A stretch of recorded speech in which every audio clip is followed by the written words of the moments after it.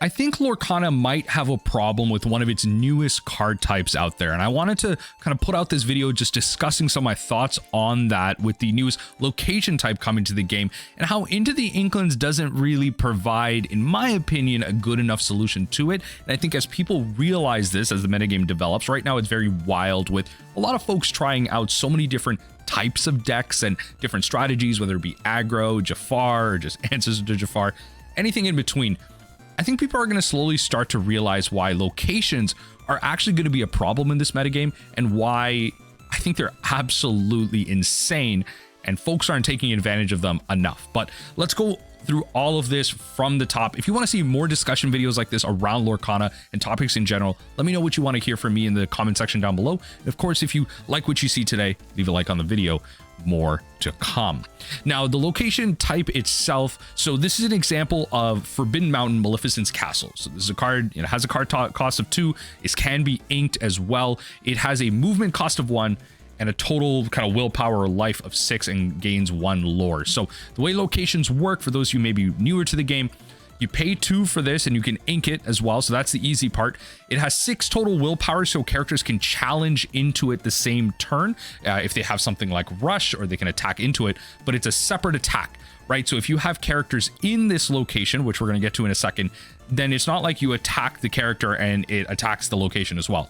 It's still going to be 2 separate things happening at the same time. Then you have a movement cost. So if you have characters on the field, you can move your characters to this location. Now, a character like this doesn't have any ability, but some of the other better locations might have abilities for characters already there, or you might have characters that gain benefits from moving from location to location. And then finally, or I shouldn't say finally, there's one more caveat.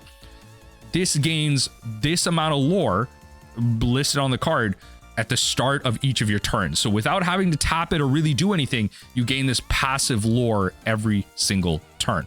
One thing I should mention is that there is no way to move your characters out of a location. So eventually there will likely be a time when, you can't force your opponent's characters out of locations. You can't move them out yourself. A card that, we can go over later, forces you to draw based on the amount of cards that you have in a location. If it's your only location you're about to mill out, there are going to be very niche scenarios where you actually can't move your characters out and not force that ability. So just be very aware, if you're in some of these tricky situations and there's a forced ability on a location, you can't actually move your character out. You can only move from location to location. If you only have one location, you're kind of tough out of luck. You're forced to use that ability if you do not want to. Now, that's how the locations work themselves. This is a good example of one. Here's a vanilla location that's seeing play in relative, kind of aggro decks itself, because it's a 1 cost, it can ink, and it can just gain you kind of passive lore. So think of this like a 1 cost, I don't know, 2/2 or whatever, your run-of-the-mill character that can quest for 1. But this is a separate thing that your opponent can challenge at any time, right? So that is something to be aware of. But then when they're doing that, they're not questing or challenging any of your characters. And right now, the characters in this game generally have the better abilities. You generally want to be removing your opponent's characters, especially against an aggro deck that's generally playing Neverland. You want to be removing their Kitas, their Stitches, and their Pinocchios to get off the board. So this is just one example of a way that this card kind of spreads out combat, which is good and bad in my opinion, but just another thing to think about in terms of brain space there. RLS Legacy is a card that's seeing a lot of play right now in the pirate location deck, where it's 4 costs, it can't be ink, it's a 3/8 that gains 2 lore passively, and characters gain evasive while they're here. And if you have a character here, you can pay 2 less to move a character here. So it's originally 3 to move your first character, but then after that, it's just 1. It's very powerful because at 8 life, it's a lot of resources to attack into this thing.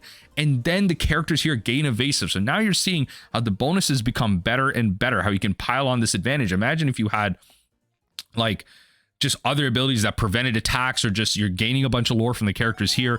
They're gaining a lot of advantages here. You're not going to be able to attack those because you generally have evasive. It's generally like small elements of other colors, or like green emerald that has evasive to attack into this. So again, you see some of these locations that are getting a lot of value, and if you don't attack this, if you don't remove it, 8 is a lot. Like 2 lore, probably this is going to gain like 4 lore over the course of time, and then eventually if they start moving stuff here, it gains evasive. You can't even attack their characters. You have to attack the location first before even attacking the characters. So we start to see the problem develop there. And the last one I want to mention is McDuck Manor. This card I think is absolutely insane in the late game in any blue decks. Like 4 costs, can ink. It's a 1/9 that gains you 2 passively. 9 life is absolutely insane. It is actually really hard to remove this location in so many colors. Just attacking into it, you're using up so many of your resources to remove your opponent's board that attacking into this can be really tough. Unless you're like red and you're throwing Maui at it, like it can be really tough to get rid of this. This can be gaining upwards of like 4 to 6 lore just passively while you're trying to deal with it or dealing with your opponent's characters, and then it could be too late by that point. Now, really some of the options that don't work that we've seen traditionally be helpful in this game is Be Prepared. So this is banish all characters. Be Prepared starts to lose some value, which is absolutely insane because it does not get rid of locations. You can start to see how a Ruby deck can take advantage of different locations, play to the board that way, and then to Be Prepared. And then all of a sudden you have no locations, they have 1 to 2 locations, and they're passively gaining lore, and you're unable to challenge that effectively because Ruby has so much removal. Start to see where this becomes a problem because the traditional interaction that exists in the game can actually be manipulated to really help locations.